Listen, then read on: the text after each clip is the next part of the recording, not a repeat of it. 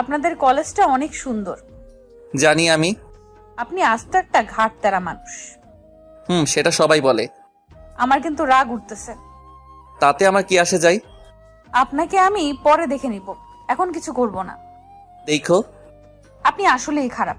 আমার মতো এত সুন্দর মেয়ে আপনার পাশে হাঁটছে, কই একটু হাসি মুখে কথা বলবেন, তা না করে ঝগড়া করছেন আমার সাথে। ওই সুন্দরী কোথায়? আমি তো দেখতেছি না। কি? আমি সুন্দর না? কোমরে হাত দিয়ে দাঁড়িয়ে আছে, চোখ বুলিয়ে দেখলাম হাত পায়ে মোজা, লম্বা একটা বোরকা পড়ছে। বাপরে, এত ঢেকে ঢুকে কলেজে আসবে তা তো কল্পনাও করিনি। তবে ওকে বোরকায় বেশ সুন্দর লাগতেছে। কি দেখেন এমন করে?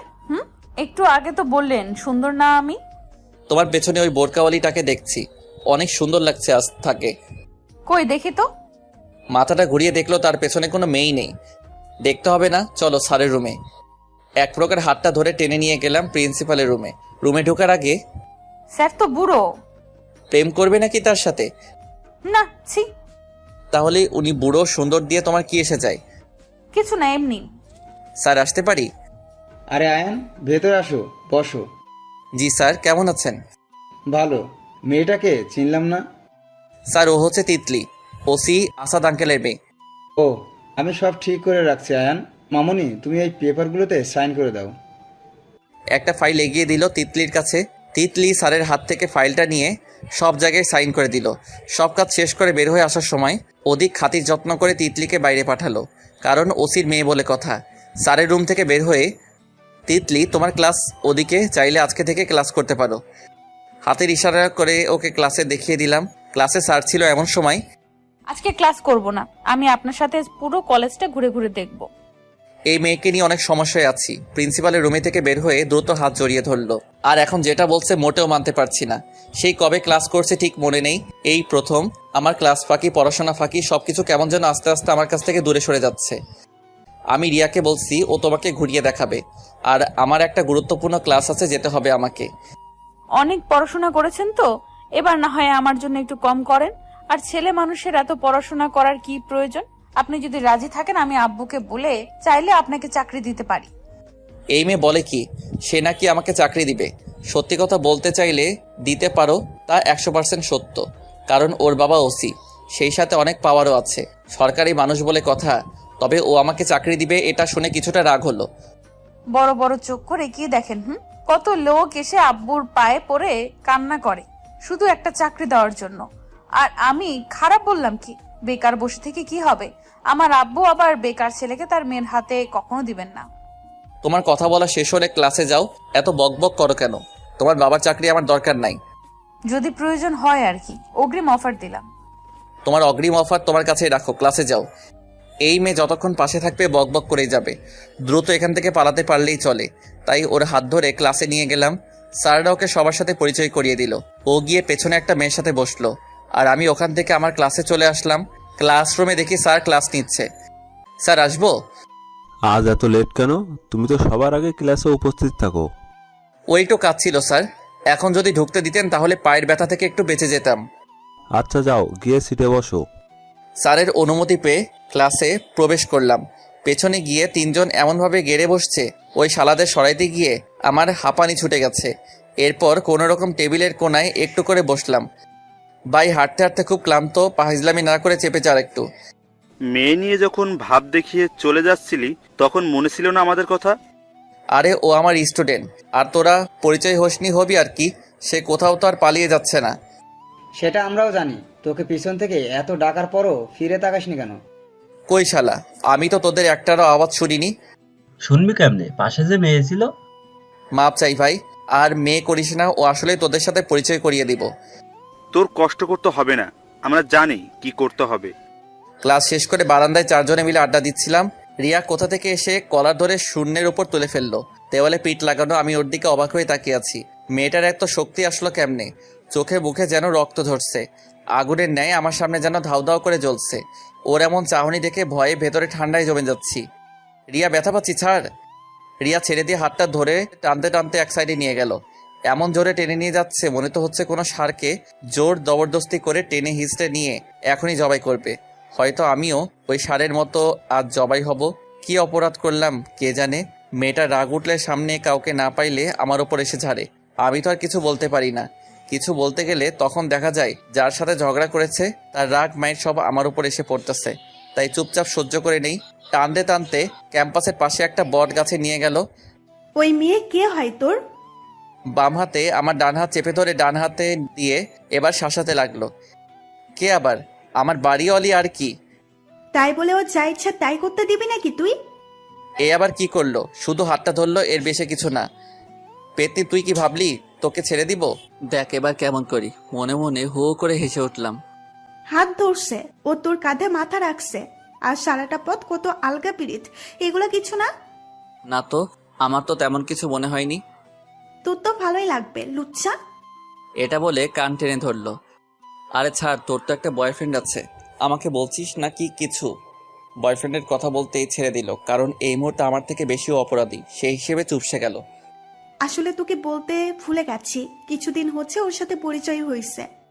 ভালো তো, আমরা কে? আমাদের বলবি কেন? সত্যি বলতে ভুলে গেছে তোকে বলতে, প্লিজ ক্ষমা করে দে। সর, এত ঢং করতে হবে না। তোর বয়ফ্রেন্ড নিয়ে থাক, আমি আমার গার্লফ্রেন্ড খুঁজতে থাকি। আমি ওকে কোনো কথা বলতে না দিয়ে যেই না চলে আসতে যাব, পেছন থেকে হাত ধরে ফেললো। আয়ান শোন না। না, তোর কোনো কথা শোনার সময় নাই। তুই তো আমার ফ্রেন্ড, আমার বয়ফ্রেন্ড হচ্ছে, তোর তো খুশি হওয়ার দরকার, রাগ করতেছিস কেন? কেন রাগ হচ্ছে ওটা তো আর তোকে বলা যাবে না, বললে হয়তো ফ্রেন্ডশিপটা থাকবে না। আচ্ছা বল, কি বলবি? রিয়ার কথা শোনার জন্য দাঁড়াইছি, এমন সময় একটা মেয়ে এসে আমাদের সামনে দাঁড়ালো। হাই মিস্টার হ্যান্ডসাম, আমি আয়রা। আমার দিকে হাত বাড়িয়ে দিল। মেয়েটার কথা শুনে কিছুটা খুশি হলাম। যাক, ওটা বাইরে প্রকাশ না করে। আমি আয়ান, কিছু বলবেন নাকি? আপনাকে ওই দিন এত করে জিজ্ঞেস করলাম কোন ইয়ারে, আপনি কিছুই বললেন না, না বলে চলে আসলেন। দাঁড়িয়ে বা কি করব? আর আমি কোন ইয়ারে, ওটা দিয়ে আপনি কি করবেন? অনেক কিছু। আমার আপনাকে ভালো লাগে, ফ্রেন্ড হতে পারি? রিয়া পাশে দাঁড়িয়ে দাঁড়িয়ে দেখতেছে সবকিছু। অবশ্যই। চলেন ক্যান্টিনে এক কাপ কফি খাই। আজকে না, অন্য কোনো একদিন। ওকে, আপনার নাম্বারটা পেতে পারি? আমার নাম্বার আমি কাউকে দেই না, দুঃখিত। আচ্ছা, আপনার মোবাইলটা দেন। হাত থেকে ছো মেরে মোবাইলটা নিয়ে নিল। নিয়ে আমার মোবাইলে ওর নাম্বার তুলে কল দিল। ব্যাস, নাম্বার নিয়ে বলল রাতে কল দিবে। এই মেয়েটা ভালো না, দেখছিস কেমন চুল, কিছু ওইদিকে কিছু এইদিকে, কিরকম মেকআপ করছে দেখছিস? সৌন্দর্য দিয়ে হবে, মনটা যদি ভালো হয় তাহলেই আমার চলবে। চলবে মানে? আমি থাকতে কখনোই ওই মেয়ের সাথে কথা বলতে দিব না। দেখা যাবে। তুই প্রেম করবি আমি চেয়েছে দেখবো নাকি? না, তুই প্রেম করবি না। তোর বয়ফ্রেন্ডকে গিয়ে শাসা, আমাকে শাসন করতে আসিস না। আমিও প্রেম করব, তোর যা ইচ্ছে কর। কুত্তা, আমি থাকতে তা কখনো হতে দিব না, দিব না, দিব না। আমি ওর থেকে ছুটে রিফাত, রিহান, রায়হানের কাছে গেলাম। যেতে দেখি ওরা রিহানের গার্লফ্রেন্ডকে সহ সাথে নিয়ে আড্ডা দিচ্ছে। কিরে, বেঁচে ফিরলি নাকি? আর বলিস না, পেতনি নিজে প্রেম করবে, তাই ভাবতেছি আমিও একটা করব। ভাইয়া, আপনি চাইলে আমার বান্ধবীর সাথে করতে পারেন। খারাপ না। নাম্বার লাগবে নাকি ওর? চাইলে নিতে পারেন। পরে নিব। বলি কি মেয়ে, আমার রুচি এতটাও নিচের দিকে যায়নি। ওদের সাথে বেশ খানিক আড্ডা দিলাম। আড্ডা দিয়ে এখন যাব বাইকের শোরুমে। যে করে হোক আজকে কিনবই। তাই তাড়াতাড়ি ব্যাগটা নিয়ে ওদের বাই বলে চলে আসতে যাব, তখনই তিতলির আওয়াজ পেলাম। পেছন ফিরে দেখি তিতলি একটা মেয়ের সাথে আসছে। দুজনে আমার সামনে এসে দাঁড়ালো। কই যাচ্ছিলেন স্যার? একটু কাজ আছে। কেমন লাগলো ক্লাস? সে তো প্রতিদিনই করতাম, কেমন লাগবে আর? আমার মন তো সবসময় আপনার কাছেই পড়ে থাকে। গলায় হাড়ি দিয়ে একটু নড়ে চড়ে দাঁড়ালাম। পাশের মেয়েটা ফিক করে হেসে উঠলো। সত্যি বলছি স্যার। হয়েছে, তোমার আর সত্যি বলতে হবে না। ক্লাস শেষ, যেহেতু গাড়ি নিয়ে বাড়ি চলে যাও, আমার একটু কাজ আছে। না, আমি একা যেতে পারবো না, ভয় করবে। আগে যাওয়া আসা কেমনে করছিলে, এখনো সেইভাবে করো। আমি গেলাম। না, আমি আপনার সাথেই যাব। পাগলামি না করে বাড়ি চলে যাও, আমার যেতে অনেক দেরি হবে, আর আন্টিও চিন্তা করবে।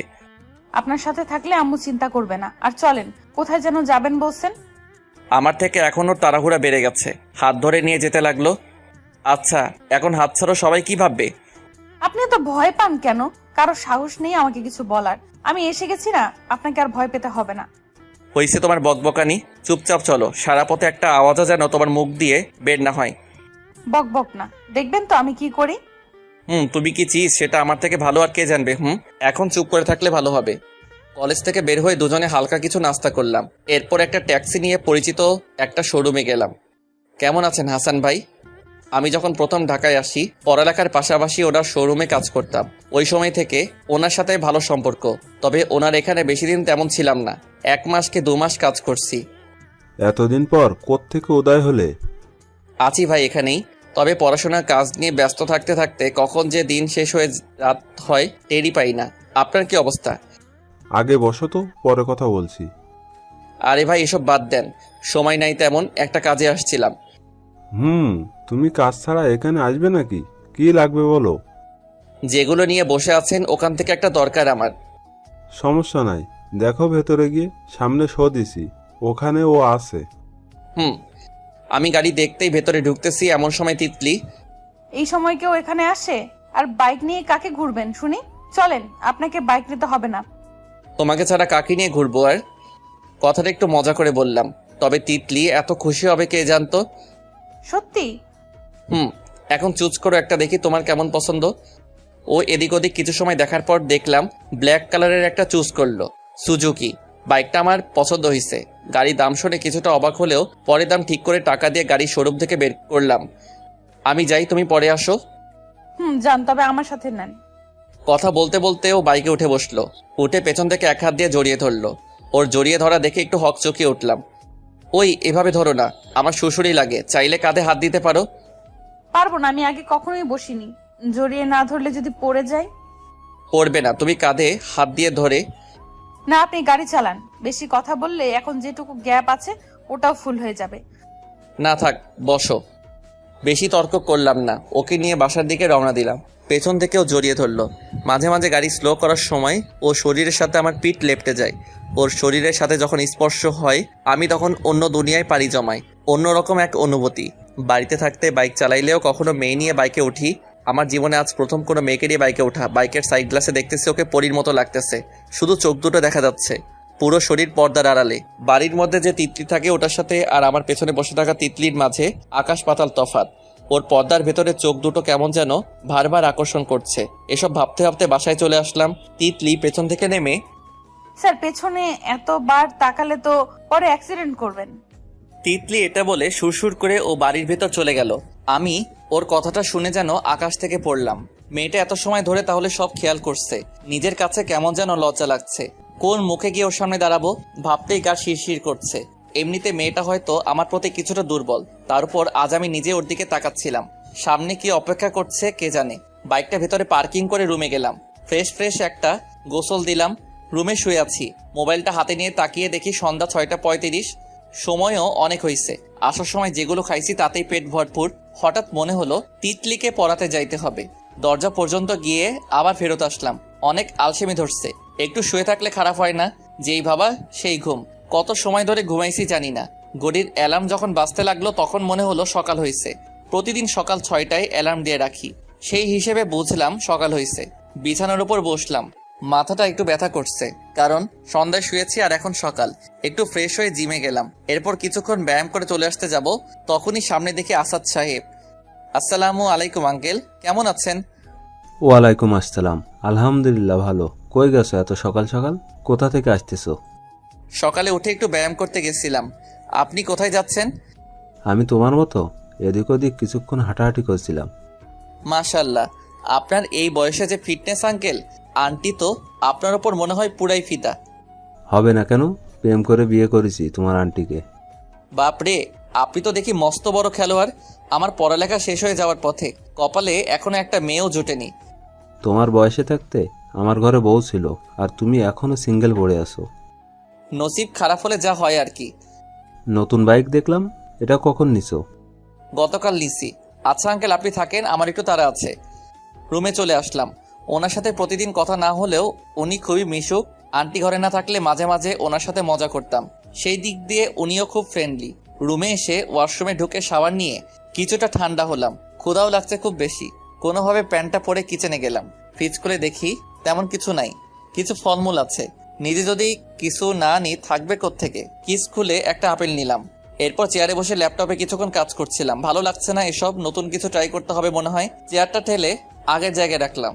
উদ্দেশ্য, এখন কলেজ যাব। আলমিরা খুলতেই চোখে পড়লো একটা পাঞ্জাবি ঈদের সময় রিয়া গিফট করছিল। তেমন একটা পরা হয়নি না, কারণ আমার পাঞ্জাবি পরে আনইজি লাগে। কিছুটা সুতোর হওয়ায় বেশ আরামদায়ক। ব্ল্যাক আমার ফেভারিট হলেও ওটা ছিল নীল রঙের। এক প্রকার হাই হুতা শেষ করে ওটা পরে নিলাম। ড্রয়ার খুলে চাবি ব্যাগ সবকিছু নিয়ে নিচ্ছে, নেমে আসলাম। বাইক নিয়ে গেট দিয়ে যেই না বের হব, সামনে দেখি দুইটা পরি, না মানে রিয়া আর তিতলি। আল্লাহ, ওদের আরেকটু পরে পাঠাইতা, কি দোষ করলাম আমি? ওই আয়ান দাঁড়া, আমি যাবো তোর সাথে। আপু আপনি গাড়ি নিয়ে আসেন, আমি যাব স্যারের সাথে। তুমি তোমার ড্রাইভারকে বলো তোমাকে দিয়ে আসতে, তাহলে তো হয়। আমি যাই ওর সাথে। আমি ড্রাইভারকে বলে দিচ্ছি, উনি আপনাকে কলেজে নিয়ে আসবে। আমার একটু তাড়া আছে আজ। দুজনের একজনকেও নিতে পারবো না, তোমরা গাড়ি নিয়ে আসো। গেলাম আমি গাড়ি টান দিব, অমনি রিয়া এসে পেছনে টেনে ধরলো। ওই কুত্তা, তোরা আজকে আমি খাইছি। তোর এত বড় সাহস, তুই আমাকে ফেলে যাস? স্যার টান দেন তাড়াতাড়ি। আঙ্কেল, আপনি আপুকে কলেজে নামিয়ে দেন। ড্রাইভারকে উদ্দেশ্য করে কথাটি বলল। আমি তিতলিকে নিয়ে গাড়ি টান দিলাম, ও পেছন থেকে শক্ত করে ধরে আছে। আমি চুপচাপ গাড়ি চালাচ্ছি। আমি চুপ করে থাকায় ও নিজে বলা শুরু করলো। স্যার কালকে পড়াতে যান নাই কেন? একটু ক্লান্ত লাগছিল, তাই আর যাইনি। আপনার খারাপ লাগছে? আমাকে বলেননি কেন? তেমন কিছু না, একটু খারাপ লাগছিল। একটু হোক আর বেশি, আমাকে একটা ফোন দিলেই তো আমি চলে আসতাম। ওই জন্য বলি নাই। আপনি আস্ত একটা কিপটা। কিপটা আমি কি করছি? বলতে পারবো না, আমার লজ্জা লাগে। তোমার ইচ্ছে? আজ এত সুন্দর করে সাজগোজ করার কারণ কি? কারোর সাথে দেখা করবেন নাকি? এমনি পড়ছিলাম, বিশেষ তেমন কিছু নাই। আপনাকে আজ যা লাগছে না, ইচ্ছে করছে বুকের ভেতর শক্ত করে জড়ায় রাখি। কথাটা একটু জোরে বলল। ও শেষের লাইনটা ছোট করে বলছে, তবে ওর মুখ কাছাকাছি হওয়ায় শুনে ফেলছি। ধন্যবাদ। আজকের পর থেকে এত সুন্দরভাবে সেজেগুজে আসবেন না। আগের মতো আনস্মার্ট ছেলে হয়ে কলেজে আসবেন। কি কারণে? আর তোমার কথা শুনবো কেন? তুমি আমার স্টুডেন্ট নাকি আমি তোমার স্টুডেন্ট? এত স্যার মারায়েন। আমার কথা না শুনলে কার কথা শুনবেন? আমি কারো কথাই চলি না, তাই কিছু বলেও লাভ নাই। সবার কথা বাদ, আমার কথা না শুনলে গলা টিপে মেরে দেব। তোমার হুমকিকে ভয় পাই নাকি? যেদিন ধরবো সেদিন বুঝবেন। আর কলেজে গিয়ে কোনো মেয়ের সাথে কথা বলবেন না, বিশেষ করে এই রিয়ানা টিয়া, ওইটার সাথে। আমি আরো বেশি করে বলবো। আমার খারাপ চরিত্র বাইরে নিয়ে আসলে তখন পায়ে পড়ে কান্না করলেও ছাড় দিব না।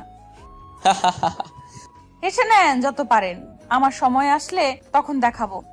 চুপচাপ বসে থাকো, এত কথা বলো কেন? হালকা ধমক দিলেও ও আরো শক্ত করে জড়িয়ে ধরলো, তাই আমি নিজে চুপ হয়ে গেলাম। কারণ সামনে কলেজ, কেউ দেখতে নিশ্চিত ভাববে জামাই বউ। কারণ ওর বোরকা পরা আর আমি পাঞ্জাবি পরা। কলেজে না গিয়ে চলেন না, আজ কোথাও ঘুরতে যাই। তোমার পুলিশ বাবা দেখলে হাত পা ভেঙে মেডিকেলে দিয়ে আসবে। কিছু হবে না, চলেন না প্লিজ। না, আমি কলেজের আগে কোথাও ঘুরতে যাই না, সেটা বন্ধু বলুক বা অন্য কেউ। আমার মতো এত সুন্দর একটা মেয়ে আপনাকে অনুরোধ করছে, তার কি কোনো দাম নেই? না, নেই। আপনি একদম আনরোমান্টিক স্যার। পেছনে এমন একটা পরি বসে থাকলে সবারই তো ইচ্ছে করবে, কিন্তু তোমাকে নিয়ে গেলে উল্টো আমাকেই ক্ষতির মাসুল দিতে হবে। কি দরকার শুধু শুধু ওসির চোখ খারাপ হওয়ার? ধন্যবাদ প্রশংসা করার জন্য। আমার উত্তর শুনে চোখ লাল করে মুখ ফুলায় রাখছে, একদম আওয়াজই বের হচ্ছে না। দুজনে কথা বলতে বলতে কলেজে চলে আসলাম। কলেজে ঢুকতে দেখি নীরব ওর ছেলে পেলে নিয়ে গেটের সামনে বসে আড্ডা দিচ্ছে। প্রতিদিন কলেজে না আসলে ও যেদিন আসে সবাইকে নিয়ে বিরক্ত করিয়ে ছাড়ে, আর স্যাররাও তেমন একটা কিছু বলে না। আজকাল পাওয়ার আছে যার, রাজ্যেও তার। কথাটা মিথ্যা মনে হলেও ওটাই সত্যি। নতুন মালটা কেড়ে আজকে তো পুরাই হিরো হয়ে গেছিস, ব্যাপার কি? গাড়ি নিয়ে ঢুকতে ওরা রাস্তা আটকে দাঁড়ালো। তোর সাথে ঝগড়া করে মুড অফ করতে চাই না, পরে আসিস। নীরবের কথাটা খারাপ লাগলেও কিছু বললাম না, কারণ সকাল সকাল এসে কান্না মারপিট করতে ইচ্ছা করে, তাই ভাগ্যের উপর ছেড়ে দিলাম। নতুন গাড়ি, নতুন মাল, আজকাল কলেজে কি ফ্যাশন শো আছে নাকি? ওই তোরা জানিস নাকি কেউ? ওর কথা শুনে সবাই হেসে উঠল। দেখ, তোকে আবারও সতর্ক করে দিচ্ছি, ওই পচা ওয়ার্ডটা আর বলবি না। আমার মাথা খারাপ হয়ে গেলে একটারে ছাড়বো না। ও, মাল শব্দটা নাকি? মালকে মাল না বলে কি বলবো রে? ওর মুখ থেকে কথা আর বের হতে দিলাম না, কলার ধরে মুখের সামনে নিয়ে আসলাম। আমাদের ঝগড়া দেখে কলেজের সবাই আমাদের দিকে তাকিয়ে আছে। দেখ, তোর যদি এত ঝগড়া করতে ইচ্ছে করে, তুই যেখানে আড্ডা দিস ওই ঠিকানা লোকেশনটা দে, ওখানে গিয়ে দেখা যাবে। সবার সামনে তোকে মেরে তোর মান ইজ্জত নিতে চাই না। আর ভালো যদি চাস তাহলে এখনই কেটে পড় সামনে থেকে। আরে তোরা শুনছিস? এ নাকি আমাকে মারবে, ও আমাকে ধমকায়। আরে কেউ থাকলে একটু বলে বুঝিয়ে দে নীরবকে। ওর কথা শুনে একজন এগিয়ে আসলো মারতে। আমি ওই কুত্তার বাচ্চার হাত ধরে পেছনে ঘুরিয়ে নিলাম। তোরা মনে হয় এমনিতে মেনে নিবি না, দেখা যাক কি হয় আজকে। হাতের ওই ছেলেটাকে ধাক্কা দিতে ও গিয়ে মাটিতে মুখ থুবড়ে পড়ল। আমি গাড়ি স্ট্যান্ড নামিয়ে নামতে গেলে পেছন থেকে তিতলি জড়িয়ে ধরল। স্যার, আমি থাকতো আপনাকে কখনো মারপিট করতে দিব না, প্লিজ যায়েন না। কিছু হবে না, তুমি নামো। না, আপনাকে আমি যেতে দিব না, চলেন স্যার, এর কাছে বিচার দেই। তোমার স্যারে এদের কিছু করতে পারবে না, যা করার আমাকেই করতে হবে, ছাড়ো। 1 মিনিট গাড়িতে বসেন, আমি এক্ষুনি আব্বুকে ফোন দিতেছি, এরপর এসে সবগুলোর গণ ধোলাই দিবে। ও আমার ধমক শুনে না ভয়ে আরো শক্ত করে ধরে রাখলো। দরকার নেই আঙ্কেলকে বলার, ভাগ্যক্রমে বেঁচে গেলি, না হলে তোদের কি করতাম টেরই পাইতি না।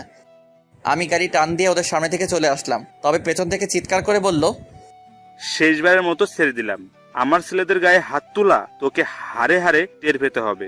ইটলিকে সাথে নিয়ে আড্ডার দিকে যাচ্ছি, এমন সময় আয়রা এসে হাত ধরে হাতে বসলো। আপনি আমার ফোন রিসিভ করেন নাই কেন? আপনি আমাকে ফোন দিলেই তো ধরবো, না আসলে কেমনে ধরবো? ওই দিন তো ঠিক গেছিল ওই নাম্বারে, আপনি কিছু করেন নাই তো? ওই দিন আয়রা নাম্বার নিয়ে যাওয়ার পর আমি সুযোগ বুঝে ওর নাম্বার ব্লক লিস্টে ফেলে দিলাম।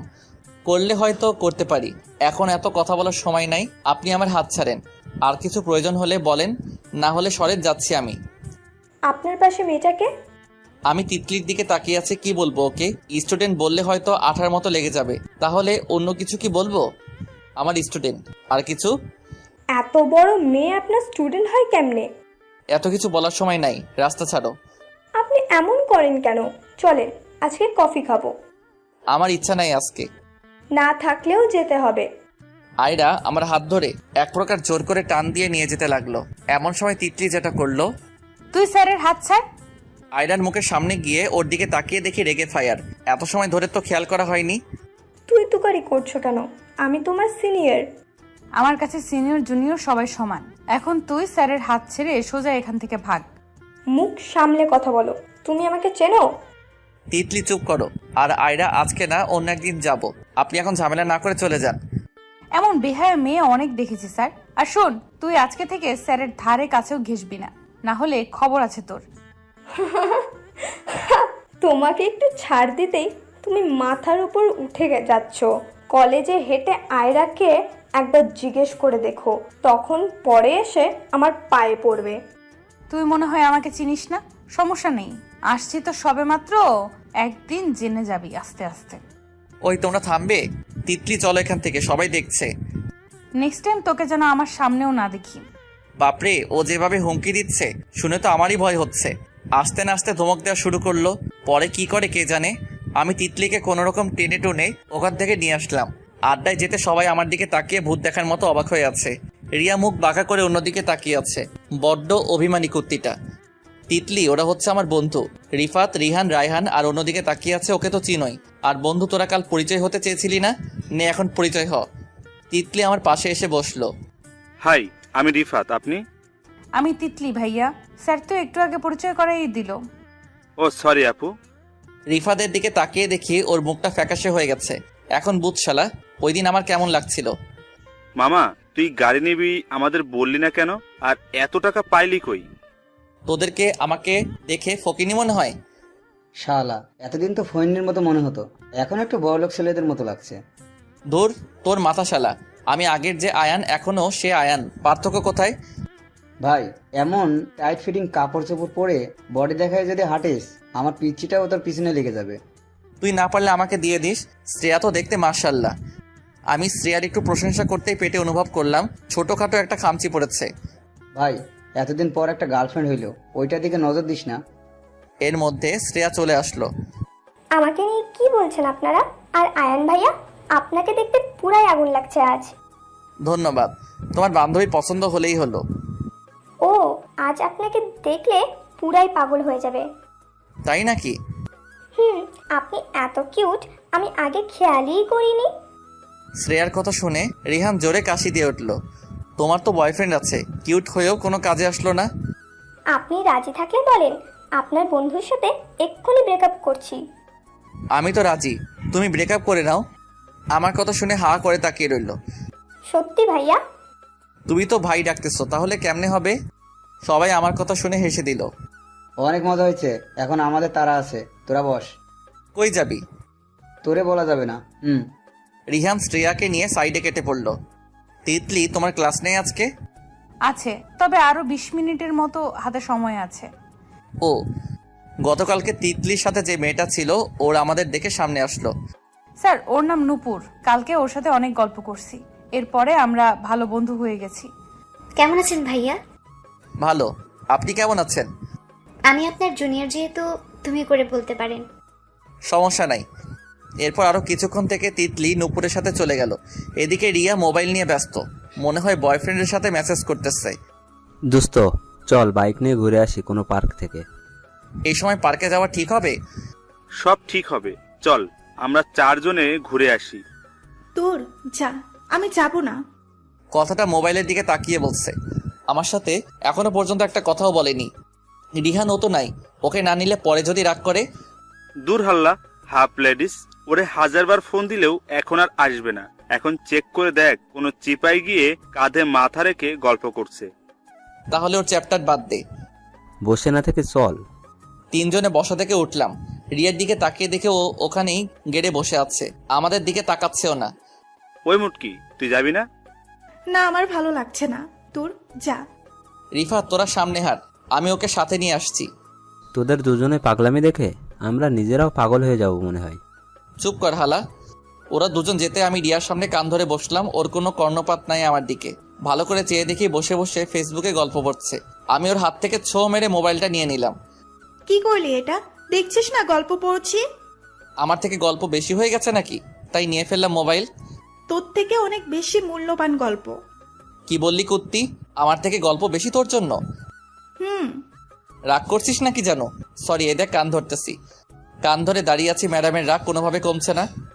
এখান থেকে যা, তোর এসব ঢং ভালো লাগছে না। সরি বললাম তো, এবারের মতো মাফ করে দে। এখন ওর, তোকে নিয়ে ঘুরতে যাব। আমি যাব না, তোর ইচ্ছে হলে তুই যা। ওট কুত্তি, তোকে ছাড়া একা কিভাবে ঘুরবো? যা তো, বক বক করিস না এখানে। এসব প্যাসাল ভালো লাগছে না। আমি ওর কথা শুনে কিছু চুপসে গেলাম। এত রেগে গেছে, কেমনে যে রাগ ভাঙাই মাথায় ধরছে না। এখন নতুন নতুন বয়ফ্রেন্ড হইছে, আমাদের সাথে আর যাবি? ভালোই তো, আমিও যাব না। ক্লাসে গেলাম আমি। ওর ওখান থেকে উঠে বাইকের কাছে আসলাম, এসে দেখি রিহানও আসছে, সাথে রিয়ার বান্ধবীটা আছে। কি রে, রিয়া আসলো না যে? সবার এখন নতুন গার্লফ্রেন্ড, নতুন বয়ফ্রেন্ড হইতেছে, আমাদের সাথে তাদের যাই নাকি, তাই হয়তো আসছে না।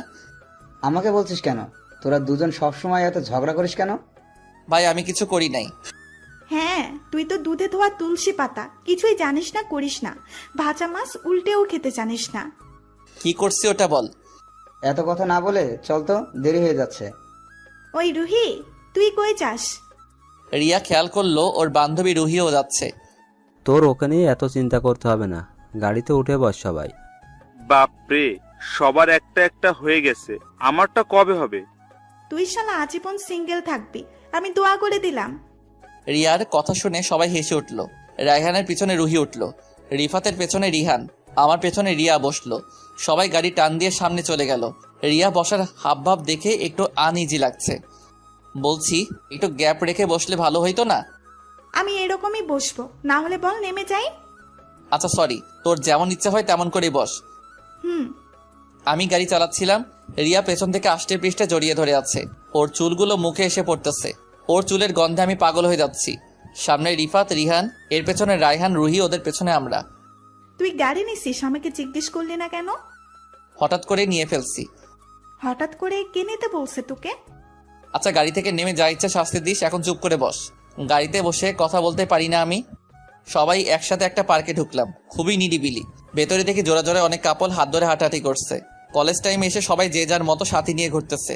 আমরা এসে কিছু হালকা নাস্তা করলাম। তোরা বস, আমরা একটু ঘুরে আসি ওদিক থেকে। শালা, তুই নিজের সেফটির জন্য আমাদের এখানে নিয়ে আসলি? সত্যি বলতে ওটাই, ঠিক করে কথা বলার জন্য সময়ও পাচ্ছিলাম না, তাই এখানে নিয়ে আসলাম তোদের সহ। শালা, তোর এমন চিন্তা থাকলে তো আমি কখনো আসতাম না। আমার পিচ্চিটারে নিয়ে আসা উচিত ছিল। কুত্তা, তুই এখন সবার প্রেম পীড়িত দেখে এখন চলে মর, এটাই তো শাস্তি। চল জানু, ওর এখানে বসুক, আমি আর তুই একটু নিম গাছের হাওয়া খেয়ে আসি। তোরা কই যাচ্ছিস? বস, সবাই মিলে আড্ডা দেই। না, চল আয়ান ওইদিকে। আমরাও কি করব? চল ঘুরে ঘুরে সবার রোমান্স দেখি।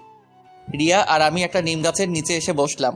অবশ্য পার্ক কর্তৃপক্ষ আগে থেকে বসার জায়গা করে দিয়েছে। আমাদের পেছনে গাছের আড়ালে একটা কাপল বসছিল। ছেলেটা মেয়েটার কোলে মাথা রেখে শুয়ে আছে, আর মেয়েটা মাথার চুলে বিলি কেটে দিচ্ছে। কি এক রোমান্টিক সিন! আমি হাঁ করে ওদের দিকে তাকিয়ে তাকিয়ে ভাবতেছি, কখন যে আমার একটা গার্লফ্রেন্ড হবে। তার কোলে ওভাবে শুয়ে হাজারখানিক রঙিন স্বপ্ন বুনবো, ডজনখানিক বাচ্চা পয়দা করার প্ল্যান করব, কোথায় গিয়ে হানিমুন করলে ভালো হবে। ইস, মনে মনে ভাবতে ভাবতে কেমন যেন পুরো শরীর শিরশির করে উঠল। এমন সময় রিয়া কোমরে হাত দিল। ওর এমন আচরণে বসা থেকে লাফ দিয়ে উঠলাম। কি করতেছিস? তোকে না বলছি কোমরে হাত দিবি না? ছেলে মানুষের এত সুশুরি থাকলে চলে নাকি? আর ওদিকে হা করে তাকিয়েছিলি, লজ্জা করে না অন্যের প্রেম দেখতে? দেখছি কই, আমি তো শিখছি। আলতো করে ওর দিকে তাকিয়ে চোখ টিপ দিলাম। কুত্তা, তোর শিখতে হলে আমার কাছে আসবি, আমি শিখিয়ে দিব। তোর থেকে শিখার চেয়ে অনভিজ্ঞ থাকাই ভালো। দাঁড়িয়ে না থেকে কাছে এসে বস। এমন ব্যাঙের মতো লাফিয়ে ওইদিকে গেলি কেন? তুই যে পরিমাণ লুচু, তোর কাছে বসতে ভয় করে। আমি আস্তে করে গিয়ে ওর থেকে দুহাত গ্যাপ রেখে বসলাম। এত দূরে বসলি কেন? এমনি লজ্জা করছে আমার। কুত্তা, মজা করিস? ওর নিচে থেকে হাত ধরে টেনে নিয়ে বসালো ওর দিকে। ধন্যবাদ কুত্তি, এত সুন্দর একটা গিফট দেওয়ার জন্য। এতদিন পরে ধন্যবাদ দিলি? এটা দিছি আজ থেকে আরো 2 মাস আগে। তোর কিন্তু পছন্দ আছে বটে, আরো কয়েকটা চুজ করে দিস তো। আমি নিজেকে ডিসাইড করতে পারি না, তুই তো জানিস। পারবো না আমি। তোর এই লুতুপুতু বাড়িওয়ালাকে নিয়ে যা। আরে ওর কথা বাদ দে, ও এখনো পিচ্ছি। তুই যাবি কিনা ওটা বল। কি বললি? ওই মেয়ে পিচ্ছি? আমার চোখে তো পিচ্ছি লাগে। তোর মতো ছেলেকে ও মিনিটে হজম করে নিবে। ও কোন দিক দিয়ে পিচ্ছি হলো? আমি খাওয়ার পাত্র নাকি খেয়ে হজম করে ফেলবে? আমার তো এক্ষুনি খেয়ে দিতে ইচ্ছে করছে। ও কথাটা বলে মিটপিট করে হাসছে। ওই মাথা ঠিক আছে? কি সব আবল তাবল বলছো? তোর সাথে বসা যাবে না। আর চল ওদের কাছে যাই। আরে না, একটু বস না, আমি তোকে আরেকটু দেখি। আমি উঠে যেতে ও হাত ধরে আবার বসিয়ে দিল। কি দেখবি আমাকে? প্রতিদিনই তো দেখিস। উফ না, আজকে না তোকে পুরাই আমার প্রিন্সের মতো লাগছে।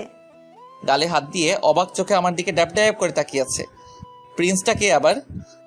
যাকে এতদিন আমার করে পুষে রেখেছি, আমার ইচ্ছে মতো বড় করে তুলেছি, সেই প্রিন্সের মতো লাগতেছে।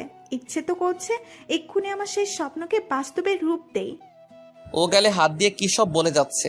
মনে তো হচ্ছে ও বাস্তবে নাই, হয়তো স্বপ্নের রাজ্যে পাড়ি জমিয়েছে। ও নিজের মতো করে সব গড়গড় করে বলে যাচ্ছে। আমি নিঃশব্দে হা করে ও সব কথা শ্রবণ করছি। তা কি সেই স্বপ্ন? আমি একটু মজা করে কথাটা বলতে গিয়ে সব খেল্লাপথে গেছে। ও নিজেকে ঠিক করে নড়ে চড়ে বসলো। আমার আবার কিসের স্বপ্ন? দিনের বেলা কেউ স্বপ্ন দেখে? তুইও না দিন দিন পাগল হয়ে যাচ্ছিস। এখন তো পাগল আমি হব, সেটা আগে থেকে জানতাম। দেখি হাত সরা, তোর কোলে একটু মাথা রাখি। ওই পেছনের কাপলদের মতো মাথায় বিলি কেটে দে। আমি ওর হাতটি সরিয়ে নিজে থেকে ওর কোলে শুয়ে পড়লাম। কুত্তা, ওরা তো বয়ফ্রেন্ড গার্লফ্রেন্ড, আমি আর তুই ওদের মতো নাকি? এত কিছু শুনে আমার লাভ নাই, যেটা বলছি ওটা কর। আমার বয়ফ্রেন্ড যদি দেখে কি হবে জানিস? তোকে মেরে ভূত বানিয়ে দেবে। সে দেখা যাবে পরে। আর তুই থাকতে আজ পর্যন্ত কেউ আমার গায়ে হাত দিতে পারছে? কখনো না। তুই তো আমার একটা মাত্র বেস্টু। আচ্ছা, যদি না থাকি তখন কি হবে? তুই আবার কোথায় যাবি? আমি কি সারা জীবন তোর কাছে থেকে যাব নাকি? একদিন তো বিয়ে করে শ্বশুর বাড়ি চলে যেতে হবে। তোরা মেয়েরা এত বিয়ে বিয়ে করিস কেন? মাথায় বিয়ে ছাড়া আর কিছু ঘুরে না? ধুর! আমি শোয়া থেকে উঠতে চাইলেও উঠতে পারলাম না। ওই কুত্তা, নিজে থেকে শুয়েছিস ভালো, এখন আমি না চাওয়া অব্দি উঠতে পারবি না। তোর জোর সবসময় শুধু আমার সাথেই চলে। আমি যখন থাকবো না তখন এসব মিস করবি, তখন হাজার চাইলেও আর পারবি না। তোর এমন আচমকা কথা শুনে বুকটা কেমন যেন ধুপধুপ করে আওয়াজ করতে লাগলো। ভয়ে ভেতরে রাতটা যে আস্তে আস্তে শীতল হয়ে যাচ্ছে। ওর জন্য এমন মনে হয় কেন? আমি রিয়ার দিকে তাকিয়ে ভাবছি। এমন সময় রিয়া তার মাথা কিছুটা নুয়ে ঠুক করে ঠোঁটে চুমু খেলো। ওর আচমকা এমন ভাব কাণ্ড দেখে তড়িঘড়ি করে উঠে বসলাম, প্রশ্নসূচক মুখ করে। কি হলো এটা? কি দিছি দেখিসনি?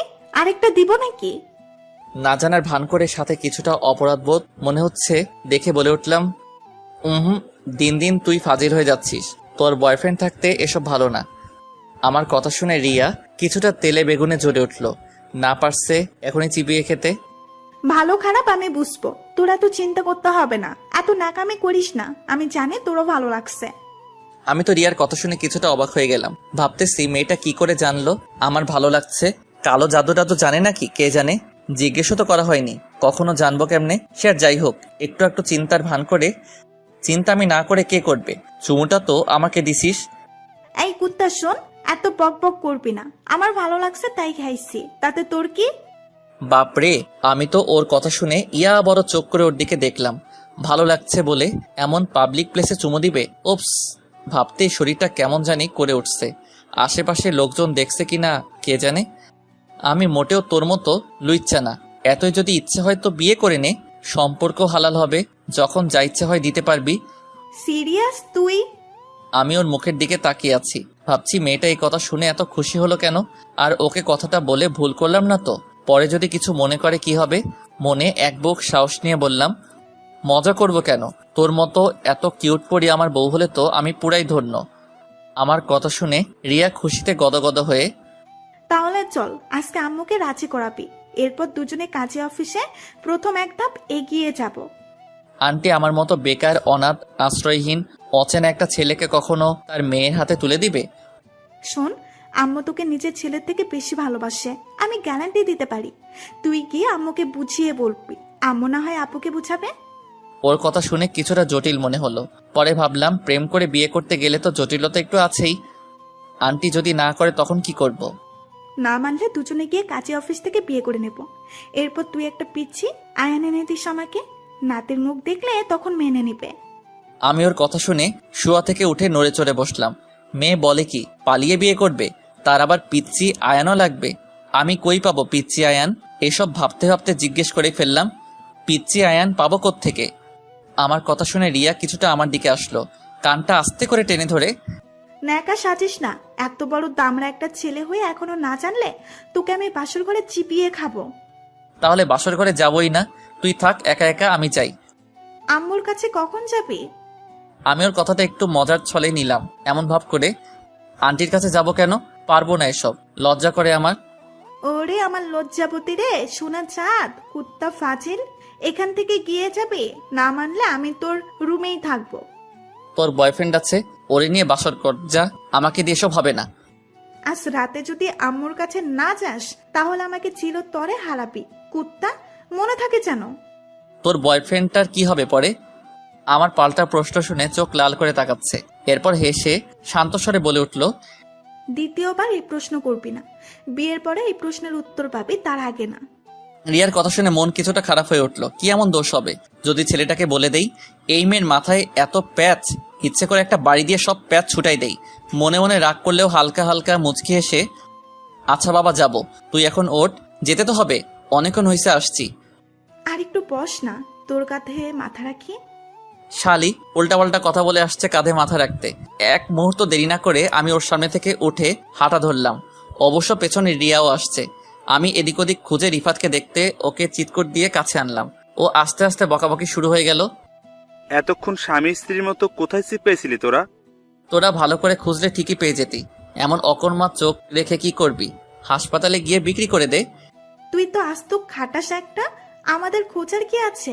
পার্কে এত মেয়ে থাকতে ওদের পিছে না পড়বি, আমাদের পেছনে কি? তোর মতো নাকি সবাই? তুই তো লুইচ্চা, সারাক্ষণ ছেলেদের দিকে ড্যাব ড্যাব করে তাকিয়ে থাকিস। কি বললি তুই? আমি রিয়া রিফাতের চুল টেনে ধরল। রিফাতের অবস্থা দেখে হাসি পাচ্ছে। আমি ওদের ঝগড়া দেখে দাঁড়িয়ে দাঁড়িয়ে হাসছি। রিয়ার দিকে পলক্ষীনভাবে খুঁটিয়ে খুঁটিয়ে দেখছি। ও ঝগড়া করলে এত যে কিউট লাগে তা বলার বাইরে। নাকের ডগা টকটকে লাল হয়ে আছে, মুখে ক্ষুদ্র ক্ষুদ্র ঘামের স্রোত বইছে, চুলগুলো কপাল এসে পড়ছে। ঘামে সিক্ত মুখে কিছু চুল লেপ্টে আছে। কিছুটা উসখুস করার কারণে মাঝে মাঝে হাত দিয়ে মুখ থেকে চুলগুলো সরিয়ে দিতে চাইছে। চুলগুলো বড্ড ফাজিল, বারংবার মুখে এসে পড়ছে। এক প্রকার রিফাতের ধাক্কায় বাস্তবে ফিরে আসলাম। কি শুরু করলি ভাই? এইভাবে কি দেখছিস ওকে? জীবনে এই প্রথম ওর সামনে আসলি বুঝি? রিফাতের এমন কথা শুনে বোবা হয়ে গেলাম। মুখ দিয়ে টু শব্দ বের হচ্ছে না, মাথা চুলকাচ্ছি। কি বলবো ওকে? রিয়ার দিকে তাকিয়ে দেখি ও নিচের দিকে তাকিয়ে মিটমিট করে হাসছে। পেতনি আমাকে লজ্জায় ফেলে এখন খুব হাসা হচ্ছে না, সময় আমারও আসবে। পেতনি, মনে মনে এক সমুদ্র সমান গালি দিলাম। ওর দিকে কই তাকালাম? আমি তো তোদের ঝগড়া দেখতেছি। ভাই আমি জানি কি দেখছিলি, লোকাতে হবে না আর। এখন চল, ভালো লাগছে না এখানে। এত তাড়াতাড়ি গিয়ে কি করবি? তোর পিচ্ছির জন্য মন টিকছে না মনে হয়। আহারে বেচারা। কিছু সময় সবাই একসাথে হাঁটলাম, এরপর সবাই আবার রিটার্ন কলেজে গিয়ে ভেতরে ঢুকলাম না। ঘড়ির কাঁটা লক্ষ্য করতে বুঝলাম দুপুর ঠিক 12টা ছুঁই ছুঁই। রিয়া পেছনে আষ্টে বৃষ্টে জড়িয়ে ধরছিল। রাস্তা দিয়ে আসার সময় এক প্রকার সবাই হা করে তাকিয়েছিল। আমার মাথায় হেলমেট থাকতেও কেমন জানি লজ্জা লাগছিল। সব বাধা বিপত্তি শেষ করে রুমে এসে শুয়ে পড়লাম। সারাদিন হাঁটাহাঁটি করতে করতে এসির হাওয়া গায়ে লাগতে শরীর একটু অলস হয়ে আসছে। কাপড় চোপড় পাল্টে শুয়ে পড়লাম। বিকেলের দিকে ঘুম ভাঙলো ফোনের আওয়াজে। চোখ ডলতে ডলতে মোবাইলের দিকে তাকিয়ে দেখি একটা অপরিচিত নাম্বার থেকে কল আসছে। বরাবরের মতো মোবাইলটা পাশে রেখে কম্বলটা আবার টেনে নিলাম একটু। অজানা নাম্বার থেকে কল আসলে ধরতে ইচ্ছে করে না। বেশিরভাগ সময় পরিচিত ছাড়া তেমন কেউ ফোন দেয় না। ঘাড় ঘুরিয়ে চোখ বন্ধ করতে আবার মোবাইল বেজে উঠল। কি মনে করে যেন ফোনটা রিসিভ করলাম। হ্যালো, কে বলছেন? আমি শরীফ, তুমি চিনবে না, তবে একটা জরুরি কথা বলার জন্য ফোন দিছিলাম।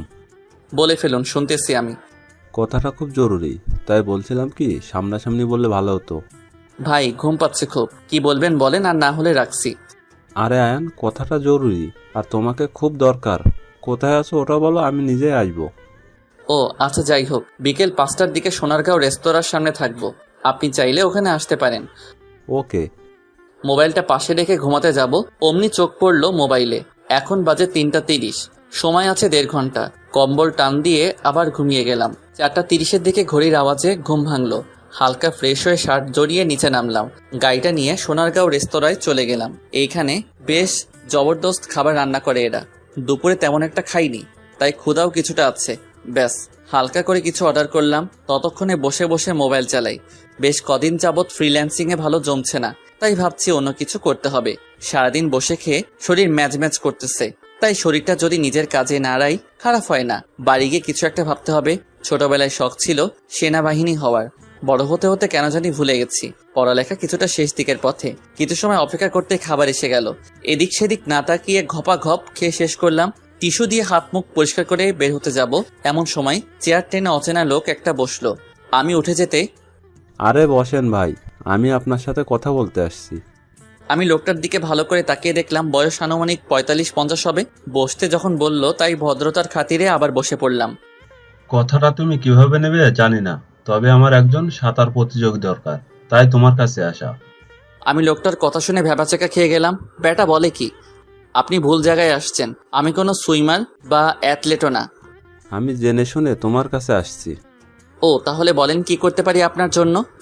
সামনের 30 তারিখ একটা সাঁতার প্রতিযোগিতা আছে ঢাকায়, আমি চাই তুমিও সেখানে যোগ দাও। না ভাই, আমাকে দিয়ে এসব হবে না, দুঃখিত। আপনি অন্য কাউকে খুঁজে দেখুন। আমি চেয়ার ছেড়ে উঠে চলে আসতে যাব, এমন সময় তিনি হাত টেনে ধরলেন। এমন সুযোগ আর পাবে না। আর শুনো, ঢাকায় যে চ্যাম্পিয়ন হবে তাকে ওয়ার্ল্ড সুইমিং চ্যাম্পিয়নশিপে নিয়ে যাওয়া হবে। এখন তোমার ইচ্ছে। ধন্যবাদ বলার জন্য, তবে আমার মনে হয় না আমাকে দিয়ে ওসব হবে। মনে সাহস রাখো, আর আমার কথা যদি ভালো মনে হয় কাল ঠিক 10টার দিকে আমার দেয়া লোকেশনে চলে যেও। ঠিক আছে ভাই, তবে আমার একটু তাড়া আছে এখন। আমি নাস্তার বিল পরিশোধ করতে গেলে ওনারা বলল শরীফ ভাই দিয়ে দিচ্ছে। কি আর করা, বাইক নিয়ে আবার বাড়ি চলে আসলাম। তিতলিদের বাসায় যেতে হবে। মেয়েটা যে পরিমাণ প্যারার মধ্যে রাখে, কোন দিন কি করে বসে একমাত্র উপরওয়ালা জানে। বাইকটা রেখে একটু বিশ্রাম নিয়ে তিতলিদের বাসায় গেলাম। 2-1বার কলিং বেল দেওয়ার সাথে সাথে কিচেন হেল্পার এসে দরজা খুলে দিল। আমি গিয়ে টেবিলে বসলাম। 2 মিনিট 5 মিনিট পাক্কা আধা ঘন্টা পর তিতলি আসলো। দেখে তো পুরো ভয় পেয়ে যাচ্ছি, চোখে মুখে রক্ত ঝরছে। হাতটা মুচড়িয়ে মুচড়িয়ে আমার কাছে আসলো, এসে চেয়ার একটা টেনে আমার সামনে বসলো। কলেজ থেকে কোথায় গেছেন আজ? আসলে অনেকদিন ঘোরা হয়নি তো, তাই সবাই মিলে একটু ঘুরতে গেছি। সবাই মানে কে? সাথে ওই রিয়া নাকি টিয়া ও ছিল নাকি? আমার ফ্রেন্ড সার্কেলে সবাই গেছে। তাহলে আজ খুব মজা নিছিস না রিয়ার সাথে? এতক্ষণ তো ঠিক ছিল, আবার তুই করতেছো কেন? যেটা জিজ্ঞেস করছি ওটা বল। না মানে মজা নেব কিভাবে, ও তো আমার ফ্রেন্ড। তোকে আমার বিশ্বাস হয় না। আর মেয়েটাও গায়ে পড়া অভ্যাস, কিছু করিসনি তো আবার? ফালতু বকবক বাদ দাও, বই বের করো। আমার মুখ থেকে বই বের করার কথা শুনে ও যেন রাগে ফেটে পড়লো। চেয়ার থেকে উঠে এসে আমার গলা চেপে ধরলো। মেয়েটার এত সাহস কই থেকে আসছে কে জানে, প্রায়ই নিঃশ্বাস বন্ধ হয়ে আসছিল। কোনো রকম ছাড়িয়ে মেরে ফেলার শখ হয়েছে নাকি, এমন জোরে কেউ গলা চেপে ধরে? তোকে আমি আজ মেরেই ফেলবো। ওই মেয়ের সাথে যেতে বারণ করছি না? আমার কথা না শোনার ফল আজ তোকে ভোগ করতে হবে। ও চেয়ারের উপর উঠে জোর জবরদস্তি করতে লাগলো। গলাটা এমন জোরে চেপে ধরছে মনে হচ্ছে এখনই মরে যাব। নিঃশ্বাস প্রায় বন্ধ হয়ে আসছে। এমন সময় চেয়ারে উল্টে ধপাস করে মাটিতে পড়ে গেলাম। মাথায় ব্যথা পেয়ে আহ করে উঠলাম। তিতলি বুকের উপর শুয়ে আছে। মনে মনে ভাবছি মেয়েটা একটু বেশি করে ফেলতেছে। যা হয়েছে অনেক, কাল থেকে আর আসবো না এখানে। পড়ার গোষ্ঠী কিলাই। প্রতিদিন এসব ভালো লাগছে না। রিয়া যদি এই অবস্থায় দেখে নির্ঘাত খুন করে ফেলবে। এদিকে তিতলি বুকে শুয়ে আছে, দু হাতে শক্ত করে জড়িয়ে ধরে নিঃশব্দে কান্না করছে। ওর চোখের পানিতে শার্টের কিছু অংশ ভিজে যায়। আমি ঠান্ডা অনুভব করতে ওর দিকে তাকিয়ে দেখি কান্না করছে। কান্না দেখে একটু মায়া হলো। হইছে, অনেক কান্না করছো, এখন ওঠো। আন্টি এসে দেখলে খারাপ ভাববে। আমি চাই খারাপ হোক। ছাড়ো এখন, আমি উঠবো। ছাড়বো না, তোর যা ইচ্ছে কর। দূর ছাড়ো তো, ভালো লাগে এসব। কাল থেকে আর আসবো না। বললাম তো ছাড়বো না। আমি জোর করে ছাড়িয়ে উঠে গেলাম। উঠে মাথার পেছনে হাত দিয়ে কিছুটা ব্যথা অনুভব করলাম। এর মধ্যে তিতলি এসে আবার জড়িয়ে ধরলো। মাথায় রক্ত উঠে গেল। এখন যদি কিছু না বলি পরে সমস্যা হয়ে যাবে। অনেক ছাড়ানোর চেষ্টা করে ও না পেরে বিরক্ত হয়ে ছাড়িয়ে নিয়ে ঠাস করে চড় দিলাম। আমার থাপ্পড়কে তিতলি তাল সামলাতে না পেরে দূরে গিয়ে ছিটকে পড়লো। এমন সময় আন্টি আঙ্কেল দরজা খুলে রুমে প্রবেশ করলো। তিতলির কপাল বেয়ে রক্ত ঝরছে। তাদের চেহারা দেখে কিছুটা ভয় পেয়ে গেলাম। কি বলে না কি বলে, কি জবাব দিব তাদের। মুহূর্তে কেমন যেন নিজেকে এই স্ট্যাচু মনে হলো। আমি হাঁ করে তাকিয়ে আছি। আন্টি গিয়ে তিতলির মাথাটা কোলে তুলে নিল। রক্ত পড়া জায়গাটা ভালো করে দেখলো। বেশি ক্ষত না হলেও রক্ত ঝরছে। আন্টি দৌড়ে গিয়ে ফার্স্ট এইড বক্স নিয়ে আসলো। সামান্যতম ডেটল নিয়ে রক্ত পরিষ্কার করে ওখানে ব্যান্ডেজ করে দিল। ব্যান্ডেজ করার সাথে সাথে আঙ্কেল এসে আমার কলার পাকড়ে ধরলো। তোর সাহস কি করে হয় আমার মেয়ের গায়ে হাত তোলার? তোকে তো মনে করেছিলাম ভালো, এই জন্য আমার মেয়েকে তোর কাছে পড়তে দিছি।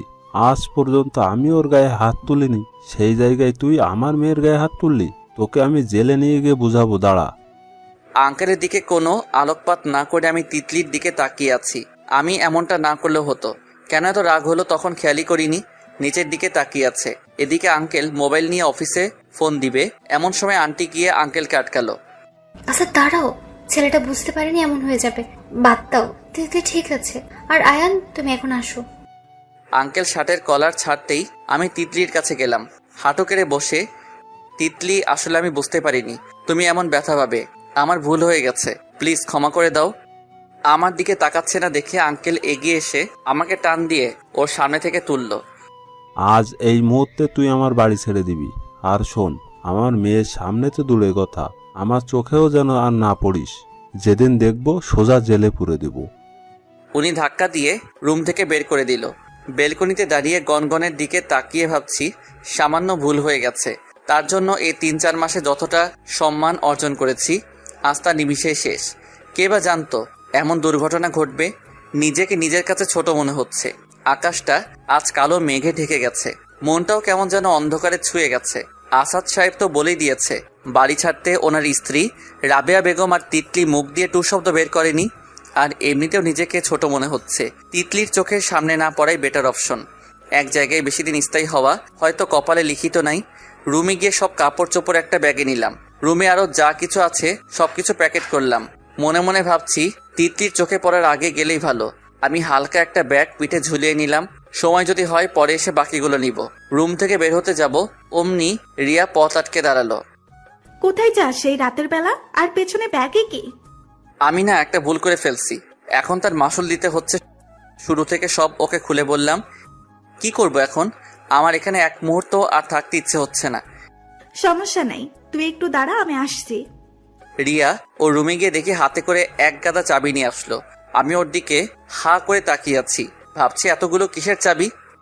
এইগুলো নে, আর সোজা আমাদের বাড়ি চলে যা। তুই তো চিনিসই কোথায় আমাদের বাড়ি।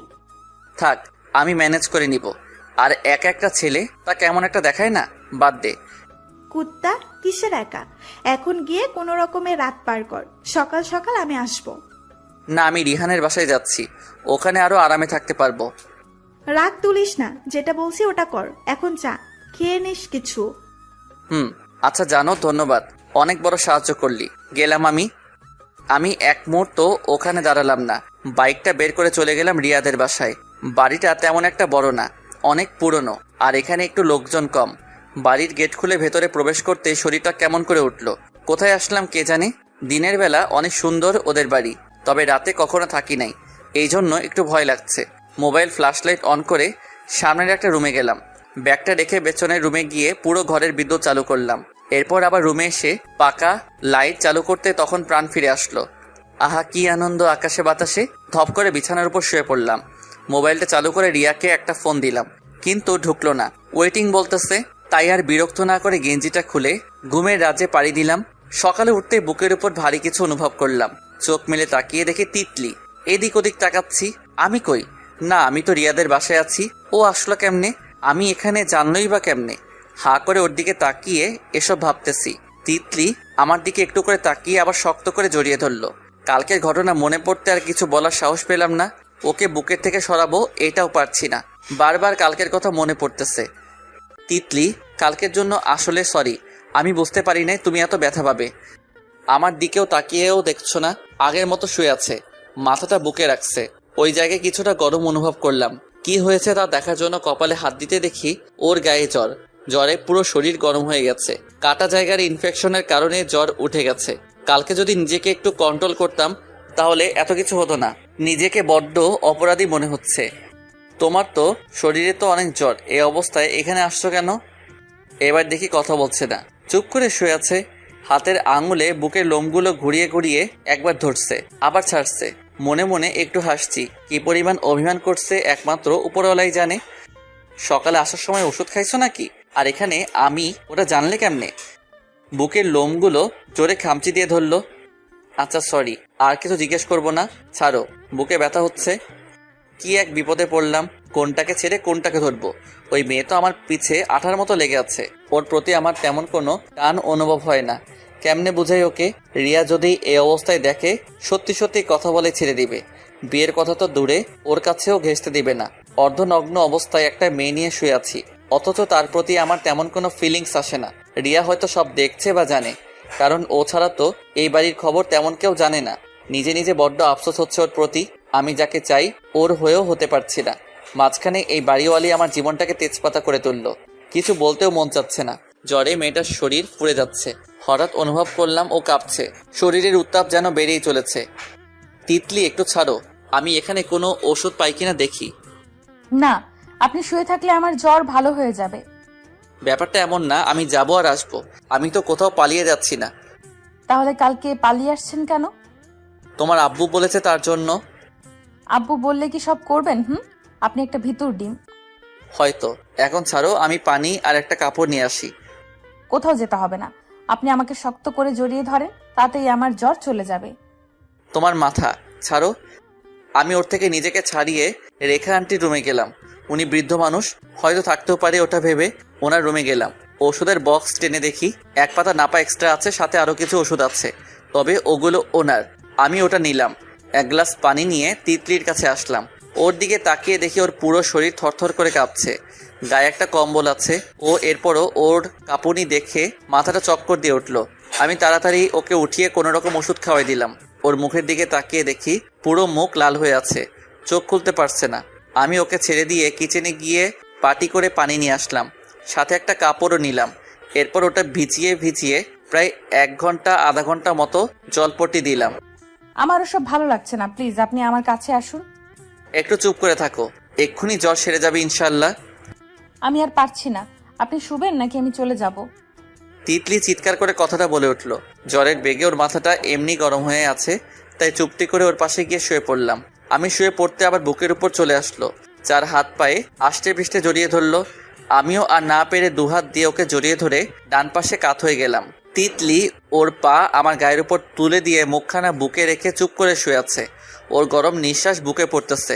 ছোট আওয়াজ করে বলতেছে, আরো শক্ত করে জড়িয়ে ধরুন না, আমি আর পারছি না সহ্য করতে, প্লিজ। এক প্রকার কান্না করে দিল। আমি দায়ী ওর এসবের জন্য। নিজেকে নিজে ধিক্কার জানাচ্ছি। কবে থেকে মেয়েদের গায়ে হাত ওঠার অভ্যাস হয়েছে? কই, বাড়িতে তো এমন কোনো শিক্ষা দেয়নি। তাহলে তিতলির বাবাই জায়গায় আমার বাবা থাকলে তাহলে নিশ্চিত আমাকে হাসপাতালে থাকতে হতো। তিতলিকে শক্ত করে জড়িয়ে ধরে ঘুমিয়ে গেলাম। যখন ঘুম ভাঙলো, পাশ থেকে মোবাইলটা বের করে দেখি 12টা বেজে গেছে। দরজায় চোখ যেতে দেখি রিয়া। ওর চোখ দিয়ে অশ্রু ঝড়ের মতো পড়তেছে। থামার কোনো নামগন্ধ নেই। পরিচিত চোখ জোড়াগুলো আজ বড্ড অসহায়তা দেখাচ্ছে। চেনা জানা চোখগুলোর মধ্যে আজ সামান্যতম ভালোবাসা খুঁজে পাচ্ছি না। আছে শুধু একরাশ ঘৃণা। চোখ দুটো লাল বর্ণ ধারণ করছে, হয়তো অনেক সময় ধরে কান্না করছে। আমি উঠে ওর কান্না মুছে দিয়ে বুকে টেনে নিব। আজ হয়তো সেই অধিকারটুকু হারিয়ে ফেলছি। এই মুহূর্তে কি করা দরকার তা মস্তিষ্কে যেন আসছেই না। আমি ওর দিকে ভালো করে লক্ষ্য করতে বুকের মধ্যে অজানা এক স্মৃতি যেন বারবার হানা দিচ্ছে। ঢাকায় পা রাখার পর যে আমার এক সমুদ্র বিষাক্ত অতীতের কথা জেনেও কাছে টেনে নিয়েছিল, আজ সেই রিয়াকে খুঁজতে কষ্ট হয়ে যাচ্ছে। বাড়ি থেকে বের হয়ে কোথায় যাব ঠিক জানি না। বন্ধুদের সাথে ঘুরতে তেমন একটা ভালো লাগতো না। লম্বা সফর করতে কেমন যেন খুব বিরক্ত বোধ করতাম। সবাই এসব নিয়ে নানা রকম ঠাট্টা হাসাহাসি করত। আমি কারো কথায় কান দিতাম না। আমার একটাই কথা, দূরে কোথাও ঘুরতে হলে তাদের মধ্যে আমি নামক ব্যক্তি নাই। আব্বু আম্মু তেমন একটা কোথাও যেতে দিত না, তবে ওনারা যদি কোথাও যায় তাহলে তাদের সাথে যাওয়ার জন্য কোনো বারণ নাই। বাবা মায়ের সাথে ঘুরতে যাওয়া আর না যাওয়া সেম কথা। সেই সুবাদে তেমন একটা কোথাও যাওয়া হয়নি চট্টগ্রাম ছাড়া। কাঁধে একটা ব্যাগ, ওটার মধ্যে সামান্য কিছু কাপড় ছাড়া তেমন কিছু নাই। কাঁধে ব্যাগ ঝুলিয়ে বাসের সিটে বসে পড়লাম। মাথার উপর দিয়ে অনেক চাপ গেছে, মাথাটাও বেশ যন্ত্রণা করছে। একটু একটু চোখ বন্ধ হয়ে আসছে। বাসের হেল্পারের আওয়াজে চোখ খুললাম। সাথে সাথে ছেলেটা বলে উঠল, কি ভাই, যাবেন না? সেই কখন থেকে ডাকছি। দুঃখিত ভাই, শুনি নাই। এখন কোথায়? ঢাকায় এসে গেছি নাকি? চোখে দেখেন না ভাই, বাইরে চোখ বুলিয়ে দেখেন। আমি তো ভাই এই প্রথম ঢাকায় আসলাম, তেমন একটা চিনিও না জানিও না। সমস্যা নাই, এখন নামেন আপনি। আপনার গন্তব্যে এসে পৌঁছে গেছেন। ও। গাড়ি থেকে নেমে একটা দোকানে ঢুকলাম। ওখান থেকে ভরপুর নাস্তা করলাম। তৎক্ষণাৎ খেয়াল করলাম সবাই ব্যস্ত জিনিসপত্র গুছাইতে। মোবাইলটা প্যান্টের পকেট থেকে বের করে দেখলাম রাত 11টা ছুঁই ছুঁই। খাওয়ার বিলটা পে করে বাইরে বের হলাম। কোন দিকে যাব ঠিক বুঝে উঠতে পারছি না। সর্বপ্রথম থাকার ব্যবস্থা তো করতে হবে, এরপরে না হয় অন্য চিন্তা। আস্তে আস্তে সামনের দিকে এগোতে লাগলাম। উদ্দেশ্য যেভাবে হোক একটা রুম ম্যানেজ করা। মাথার উপর মস্ত বড় বড় দালান দাঁড়িয়ে আছে। রাস্তার আশেপাশে ধীরে ধীরে লোকজন কমতে শুরু করছে। দোকান বাড়ি সবকিছু ধীরে ধীরে বন্ধ হতে শুরু করছে। কিছু কিছু আবার খোলাও আছে। চাঁদের আলোয় হাঁটতে আমার ভীষণ ভালো লাগে। বাড়ি থাকতে আব্বুর একটাই আদেশ, রাত 10টার আগে ঘরে যেন এসে হাজির থাকে। বাড়িতে কি হয়েছিল, কেনই বা এখানে আসলাম, ওসব মনে উঠতে রাস্তার পাশে ফুটপাতের উপর হাঁটু মুড়ে বসলাম। মাথার উপর ল্যাম্পপোস্ট, পাশে দুইটা কুকুর গাছের আড়ালে আরামে ঘুমাচ্ছে। হাতে ঘড়ির আওয়াজে চোখ পড়ল নিচের দিকে। রাত 12টা 30 বাজে। হাত থেকে ঘড়িটা খুলে ডাস্টবিনে ফেলে দিলাম। যার জন্য এত সব তার স্মৃতি আগলে রেখে কি বা হবে। কিছু সময় বসে আবার ব্যাগটা নিয়ে হাঁটা ধরলাম। কিছু দূর যেতে চোখ পড়ল কিছু মেয়ে আমার দিকেই আসছে। ওদের ঠিক পেছনে একটা ক্লাব, হয়তো ওখান থেকে আসছে। আমি আশেপাশে ভালোভাবে লক্ষ্য করলাম, তেমন একটা মানুষও নাই। আমি এক প্রকার ভয়ে ভয়ে ওদের কাছে গেলাম। আমি ওদের সামনে যেতে এক মেয়ে হঠাৎ বলে উঠল, আপনি আমাদের পথ আটকে দাঁড়ালেন কেন? আসলে আপনাদের একটু হেল্প রাখতো, যদি করেন তাহলে অনেক বড় উপকার হবে। ওরা তিনজন সবার দিকে লক্ষ্য করে দেখলাম, সবগুলোকে দেখে মনে মনে বড় আফসোস হচ্ছে। এমন করে মেকআপ করছে, কি আর বলবো। সবগুলো যেন ময়দার গোডাউন, পুরাই খালি করে বিয়ে খেতে গেছে। ওরা একজন আরেকজনের দিকে তাকে ওদের মধ্যে একজন বলে উঠল, এত রাতে কিসের হেল্প? আর আমরা অনেক ক্লান্ত। আপনি আর কাউকে খুঁজে পান কিনা দেখেন, আমাদের পথ ছাড়েন। আপনারা ভুল বুঝতেছেন। এত রাতে আমার যাওয়ার মতো তেমন একটা জায়গাও নেই, তাই আপনাদের কাছে আসা। ঢাকায় নতুন নাকি? আজই আসলাম। ও আচ্ছা, আপনার এখন থাকার জায়গা দরকার, এটাই তো? ও, আপনি ঠিক জায়গায় এসে পৌঁছেছেন। এখন থেকে আপনি আরো 10 মিনিট হেঁটে সামনে গেলে আপনি 3 তলা একটা বাড়ি দেখতে পাবেন। ওটা একটা বয়েজ হোস্টেল। আপনার আর এদিক ওদিক তেমন ঘুরতেও হবে না, সামনে দারোয়ানও আছে, আপনি চাইলে ওখানে উঠতে পারেন। ধন্যবাদ এত বড় একটা উপকার করার জন্য। আপনার নাম কি জানতে পারি? আমি নাম জিজ্ঞেস করতেই পাশে থেকে একজন নাক ছিটকে বলে উঠল, ওই রিয়া, চল তো। এসব রাস্তার ছেলেপেলেদের সাথে কথা বলে সময় নষ্ট করিস না। বসতে দিলে শুতে চায়, চল তো। হনহন করে সব করা চোখের সামনে থেকে উধাও হয়ে গেল। তবে রিয়া মেয়েটা একটু ভালো তো বটেই, অনেক শান্তভাবে কথা বলছিল, দেখতে অনেক মায়াবীও। ওই মেয়ের চোখে ধনী গরিব সবার জন্য এক সমুদ্র ভালোবাসা দেখতে পেলাম। আর পাশে যেগুলো ছিল সবগুলো এক একটা আস্ত পেতনি। নতুন ঢাকায় আসলাম, তোর একটু সাহায্য করবি তা না, ওই দুটো আরো চেত দেখায়। দেখতে দেখতে রিয়া মেয়েটা চোখের সামনে থেকে উধাও হয়ে গেল। প্রথম দেখা যে রিয়াকে দেখেছি, আজ সেই রিয়াকে দেখছি না, আর তার চেহারায় ভিন্নতা দেখা দিয়েছে। হঠাৎ দুজনে চোখাচোখি হতেই তিতলিকে সরিয়ে উঠতে যাব, এমন সময় তিতলি রীতিমতো আষ্টে পৃষ্ঠে জড়িয়ে আছে। আমি উঠতে চেয়েও পারলাম না। শরীর থেকে এক ফোঁটা জ্বর কমছে বলে মনে হয় না। রিয়া আমার দিকে কিছু সময় তাকিয়ে হাতের উল্টো পিঠ দিয়ে চোখের পানিগুলো মুছে চলে যেতে লাগলো। থামাতে চেয়েও যেন আজ বলতে পারছি। কিছুটা হাই হতাশ করে শুয়ে রইলাম। তিতলি জ্বরের বেগে কাঁপছিল। মনে মনে ভাবলাম তিতলির আম্মুকে ফোন দিয়ে বলবো নাকি, কি করা দরকার এই মুহূর্তে। আমি মোবাইলটা হাতে নিয়ে কল দিব। ওই সময় আন্টি নিজেই ফোন দিল। কেমন আছো বাবা? রাগ করে তোমার আঙ্কেল না হয় একটু বকা দিয়েছে তাই বলে চলে যাবে নাকি? তেমন কিছু না আন্টি, আমার একা ভালো লাগছিল না, তাই একটু বন্ধুদের বাসায় আসছি। মিথ্যে বলতে হবে না, আমি জানি তুমি কোথায় আছো। তিতলি কোথায় এখন? কি বলবো ঠিক বুঝে উঠতে পারছি না। আমি কোথায় উনি জানে মানে? আমি আসার পর কিছু হয়েছে নাকি ওখানে? কে জানে, হলেও হইতে পারে। আমার বুকের উপর শুয়ে আছে, এমন বললে নির্ঘাত খারাপ কিছু মনে করবে। হাজার হলেও উনি তো তিতলির মা, তাই একটু ভদ্রতার খাতিরে ছোট করে বললাম আমার সাথে আছে। আমার মেয়েটা বড্ড পাগলি বাবা, একটু দেখে রেখো। আর আমি তোমাদের জন্য রান্না করছি, যেখানেই থাকবো তোমরা দুপুরে যেন আমার বাড়িতে দেখি। জি। কথা শেষ করে পাশে মোবাইলটা রাখলাম। মনে মনে ভাবতেছি আমি আসার পর কি হয়েছিল ওখানে। তিতলি বাবার রাগের সামনে কিছু না বললেও আমি চলে আসার কিছু সময় পর ফ্রেশ হয়ে আমার রুমের দিকে আসে। এসেই দেখে আমি নাই। গ্যারেজে গিয়ে দেখে গাড়ি নাই। আবার দৌড়ে রুমে আসে। ভালোভাবে খেয়াল করে দেখলো তেমন কাপড় চোপড়ও নাই। এবার ওর মাথায় যেন বাজ পড়লো। ফ্লোরে হাঁটু গেড়ে কান্না জোরে দিল। নিজের রাগ খুব সামলাতে না পেরে নিজের রুমে গিয়ে এক এক করে সবকিছু ভাঙচুর করতে লাগলো। এদিকে ওর আওয়াজ শুনে রাবেয়া বেগম দ্রুত পায়ে রুমে এসে দেখেন তারই মেয়ে রুমের সবকিছু ভেঙে রুমের অবস্থা নাজেহাল করে দিয়েছে। উনি এক প্রকার তাড়াহুড়ো করে গিয়ে মেয়ের হাত ধরে ফেলেন। এরপর জিজ্ঞেস করেন, কি হয়েছে মা, এমন করছিস কেন, আমাকে বল। ওর মাকে দেখে তিতলির যেন আরো রাগ বেড়ে গেল। সে ছুটার জন্য জোরাজোরি করতে লাগলো। এমন করিস না আমার লক্ষ্মী মা, আমায় বল না কি হয়েছে। তিতলি এবার হাত ঝাড়ি মেরে চিৎকার দিয়ে বলে উঠল, তোমাদের কথায় চলে গিয়েছে মা। এই কথা বলে আবার কান্নায় মেতে উঠল। মেয়ের মুখ থেকে আয়ান না শুনে এক প্রকার থ মেরে দাঁড়িয়ে গেলেন, যাকে কিনা একটু আগে তারা অপমান করে বাড়ি থেকে তাড়িয়ে দিয়েছে। ওই ছেলের জন্য তার মেয়ে কান্না করছে, ওটা ভেবে উনি কিছুটা শিউরে ওঠেন। মেয়ের দুই পাশে কাঁধে হাত দিয়ে বলল, ওই ছেলে চলে গেছে তাদের তোর কি? তোর জন্যই তোকে একটু আগে অপমান করে বাড়ি থেকে বের করে দিয়েছে। তিতলি কান্না অবস্থায় দাঁত মুখ খিচে চিৎকার করে বলে, আমি তোমাদের বলছি নাকি তাকে তাড়িয়ে দিতে? মা, আমি ওনাকে খুব ভালোবেসে ফেলছি। ওনাকে না পেলে আমি সত্যিই মরে যাব। প্লিজ মা, ওনাকে এনে দাও না। তিতলি কান্না করতে করতে কথাগুলো বলল। এক পর্যায়ে তার মায়ের হাত ধরে সে শক্তিগুলো বলল। এদিকে রাবেয়া বেগম তিতলির মুখ থেকে এসব কথা শুনে বোকা বনে গেলেন। তার মেয়ে শেষে কিনা এই ছেলের প্রেমে পড়েছে। তুই ওকে ভুলে যা, আমি তোর জন্য এর থেকে ভালো কাউকে এনে দেবো।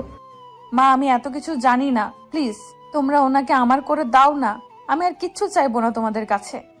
একটু বোঝার চেষ্টা কর মা, ওকে তুই ভালো করে চিনিস না, জানিস না, কিভাবে তোকে ওর হাতে তুলে দেবো বল। তোমার স্বামীকে তুমি থাকো, আমি আমার আয়ানের কাছে গেলাম। এ কথা তিতলি রুম থেকে দৌড়ে বের হয়ে গেল। তিতলি কান্না করতে করতে সিঁড়ি বেয়ে নামছিল। এমন সময় রিয়া সামনে পরে তাকে কান্না করতে করতে সবকিছু বুঝিয়ে বলে। সবকিছু শুনে রিয়া তিতলিকে নিয়ে আসে ওদের বাড়ি। আমি তিতলির মাথায় হাত বুলিয়ে দিচ্ছি। নিজেই নিজেকে প্রশ্ন করছি, আদতে কাকে ভালোবাসি আমি, রিয়া না তিতলিকে? রিয়া তো ফ্রেন্ড, আর তিতলি তো আমার স্টুডেন্ট। দুজনের মধ্যে কাকে চুজ করব? আমি যাকে ভালোবাসি তাকে, নাকি যে আমাকে ভালোবাসে তাকে? তিতলির মাথায় বিলি কাটতে কাটতে এগুলো ভাবছিলাম। এমন সময় দেখি তিতলি একটু নড়ে চড়ে উঠল। বিড়বিড় করে কিছু একটা যেন বলতেছে, ঠিক শুনতে পাচ্ছি না। এই অবস্থায় বাইকে করে নিয়ে যাওয়া যাবে না, তাই একটা সিএনজি নিয়ে ওকে হাসপাতালে নিলাম। ওখানে ডাক্তার ভালোভাবে চেক করে বলে, উনি কাল রাত থেকে মনে হয় তেমন কিছু খায়নি, আর কপালে ছোট এই কাটার ইনফেকশনটার কারণে জ্বর আসছে।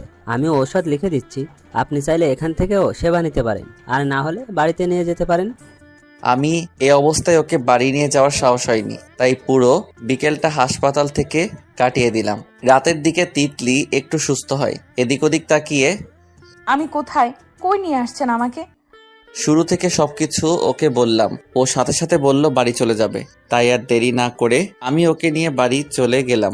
সারাটা পথ একটুর জন্য হাত ছাড়িনি, ছাড়লে মনে হয় পালিয়ে যাব। কাঁধে মাথা রেখে চোখ বন্ধ করে আছে। ওর দিকে চেয়ে কিছুটা মায়া হতে লাগলো। শত শত ভাবনা এসে মস্তিষ্কে হানা দিচ্ছে। গাড়িতে সম্ভবত 20 মিনিট কিংবা 30 মিনিট ছিলাম। এর মধ্যে গাড়ি তিতলিদের বাড়ির সামনে চলে গেল। তিতলিকে দিয়ে চলে আসতে যাব এমন সময় রাবেয়া বেগম অনুচ্চ স্বরে ডাক দিল, আয়ান। আমি বাধ্য ছেলের মতো ওখানটায় দাঁড়িয়ে গেলাম। এবার রাবেয়া বেগম পাশে এসে দাঁড়ালো। তিতলি তোমার সাথে ছিল নাকি? হুম। ওকে দুর্বল দেখাচ্ছে যে, কি হয়েছে ওর? এখান থেকে যাওয়ার পর ওর জ্বর আসছিল, ওই জন্য। ও আচ্ছা বসো, আমি তোমার আঙ্কেলকে সহ ডাকছি, তোমার জন্য নাস্তা বানিয়ে আনছি। দুঃখিত আন্টি, আজ না, আমার কাজ আছে, একটু যেতে হবে দ্রুত। এখনই তো আসলে, আবার চলে যাবে? আচ্ছা আমি আসছি। তিতলির বাসা থেকে বের হয়ে বন্ধুদের ফোন করে একটা বাসা ম্যানেজ করলাম। পরে এসে সবকিছু নতুন রুমে নিয়ে গেলাম। অবশ্য আঙ্কেল আন্টি অনেকবার বলেছিল, আঙ্কেল তো পায়ে পড়ার মতো অবস্থা, এরপরও আমার মন ওখানে যেতে আর সায় দিচ্ছে না, তাই আর ওখানে গেলাম না। প্রতিদিনের ন্যায় কলেজে যাওয়া আসা করতাম। রিয়া আগের থেকে অনেক পাল্টে গেছে, ঠিকভাবে কথা বলতো না, দূরে দূরে থাকতো। এদিকে তিতলি প্রায় সময় তার সাথে সাথেই রাখতো। কোনো মেয়ের দিকে তো ভুলেও তাকানো যেত না। ওর কানে সামান্যতম উল্টাপাল্টা কিছু হয়ে গেলে আমার উপর ওই দিন অমাবস্যা শুরু হয়ে যেত। দেখতে দেখতে প্রায় 2 মাস চলে গেছে।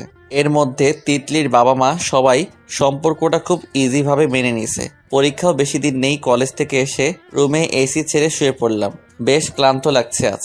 কদিন ধরে বৃষ্টি না হওয়ার ফলে চারিদিকে শুধু গরম আর গরম। চোখ বন্ধ করে শুয়ে আছি। তবে এই শুয়ে থাকা বেশিক্ষণ স্থায়ী হলো না। তিতলি এসে বুকের উপর শুয়ে পড়ল। এসব প্রতিদিনকার নিয়ম। কিছু বললে রাগে ফেটে পড়ে, তাই চুপ করে থাকা ছাড়া কোনো উপায় নেই। কিছু সময় শুয়ে থেকে এবার বলে উঠল, আমাকে রেখে চলে আসলে কেন? ভালো লাগছে তাই। আসতে না আসতে বাঁকা কথা, কবে ভালো হবে? আমি এখন খারাপ নাকি? খারাপ না, অনেক অনেক অনেক খারাপ। তো খারাপের কাছে আসছো কেন? ভালোর কাছে যাও। সত্যি চলে যাব? যাও, ধরে রাখছে কে? তুই একটা শয়তান কুত্তা। চলে যাওয়ার পর আমাকে আর কলও দিবি না, মেসেজও দিবি না। বুকে কয়েকটা কিল ঘুষি মেরে ধরপড় করে উঠে যেতে লাগলো। এমন সময় ওর হাত ধরে টান দিয়ে আবার কাছে নিয়ে আসলাম। ছাড় আমাকে, তোর সাথে কথা নাই আমার। এসব তুই তোকারি আগে বন্ধ করো, না হলে বুঝতেই তো পারছো কি করব। বাঁকা চোখে তাকিয়ে কথাটা বলতেই তিতলি এসে চোখে চোখ রেখে, বলছিলাম কি বলছিলে? বলি নাই, বলবো যে তো বলো, কি বলবে? আপনাকে রান্না করে খাওয়ানোর মতো তো কেউ নাই। আমাকে রেখে দেন একেবারে, আমি প্রতিদিন মজার মজার রান্না করে খাওয়াবো। খারাপ না, তবে আমার মনে হয় কি জানো, কি? রান্নাটা মনে হয় আমাকেই করতে হবে। তার থেকে ভালো এখন যেমন আছি তেমনই ভালো। তোমার মাথা। শোনো, এত ঘুরিয়ে ফিরিয়ে বলতে পারবো না, চলেন বিয়ে করে ফেলি। না, আমি আগে চাকরি বাকরি করি, এরপর না হয় ভাবা যাবে। না, আম্মুকে গিয়ে বলবেন আমি তিতলিকে একেবারের জন্য আমার করে নিতে চাই, আপনারা বিয়ের আয়োজন করেন। তোমার মাথা। তোমার ওই পুলিশ বাবা ডান্ডা নিয়ে দৌড়ানি দিবে। আর চাকরি ছাড়া বিয়ে করলে তোমাকে খাওয়াবো কিভাবে? আমি বেশি খাই নাকি? এইটুকু করেই তো খাই। একটু করে খাও আর বেশি। এখন না, আগে চাকরি জোগাড় করি, তারপর বিয়ে। আগামী 1 সপ্তাহের মধ্যে যদি বিয়ে না করেন সোজা ব্রেকআপ। ছাড়েন। আমার থেকে নিজেকে ছাড়িয়ে হন হন করে দরজা পর্যন্ত গিয়ে বিয়ের আগ পর্যন্ত আমার ধারে কাছেও যেন না দেখি, কথাটা মনে থাকে যেন। বিছানায় হাত পা ছড়িয়ে ছিটিয়ে শুয়ে রইলাম। তবে মনে মনে ভাবলাম, বিয়েটা করে ফেললে মনে হয় খারাপ হয় না, যা হয় পরে দেখা যাবে। আজ তিতলি আর আমার বিয়ে সম্পন্ন হলো। বিয়ের সব আয়োজন তিতলির বাবা মাই করেছে। তবে বিয়ে আগে বড় একটা গিফট দিছে। তিতলিকে আজ ওখানেই নিয়ে গেলাম। বাড়িটা 2 তলা বিশিষ্ট। ডিজাইন, পেইন্ট সব মিলিয়ে ভালোই আছে। রাতে ছাদে বসে বসে ফ্রেন্ডের সাথে বেশ খানিক আড্ডা দিলাম। এবার সবাই মিলে বাসর ঘরে যাওয়ার জন্য জোর করতে লাগলো।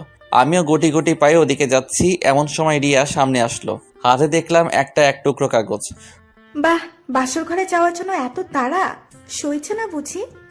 মুখে হালকা কিছু হাসি রেখে কথাটা বললেও তার কথার ভেতরে কিছু চাপা কষ্ট অনুভব করলাম, যা চাইলেও মোছা যাবে না।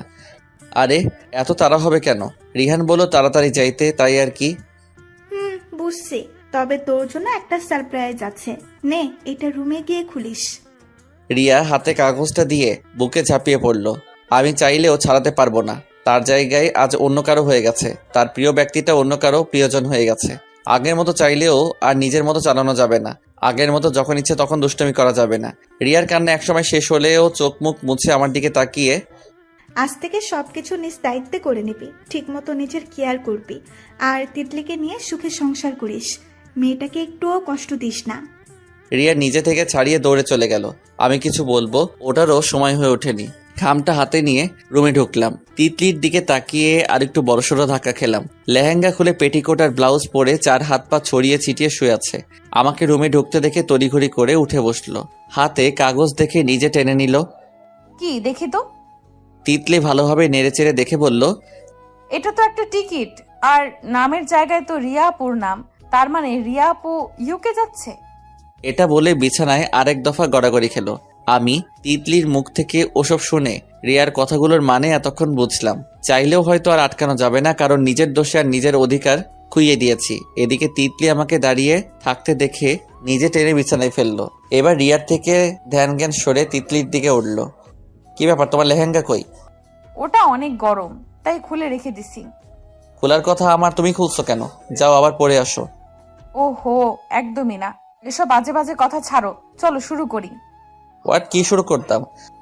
আমার কথা শুনে মুখটা কিছুটা কাছে এনে, ওই যে আর কি। ইয়েটা আবার কি? দূর, বুঝো না, এত কিছু ভেঙে বলা যায়? চুপচাপ শুয়ে থাকো, কোনো ইয়ে হবে না। একদম আনরোমান্টিক তুমি। যাও, কথা নাই তোমার সাথে। নেক্সটে কিছুর জন্য ডাকবে না। কানের সামনে এসে ধিক্কার করে বুঝেছো বলে চিৎকার দিয়ে উঠে আমি তাড়াতাড়ি মুখ চেপে ধরলাম। কে কি মনে করবে বাইরে এমন আওয়াজ কেলে? আমি রোমান্টিক না আনরোমান্টিক তার নামাজের পর বুঝাবো। আগে চলো দুজনে নামাজ পড়ে নেই।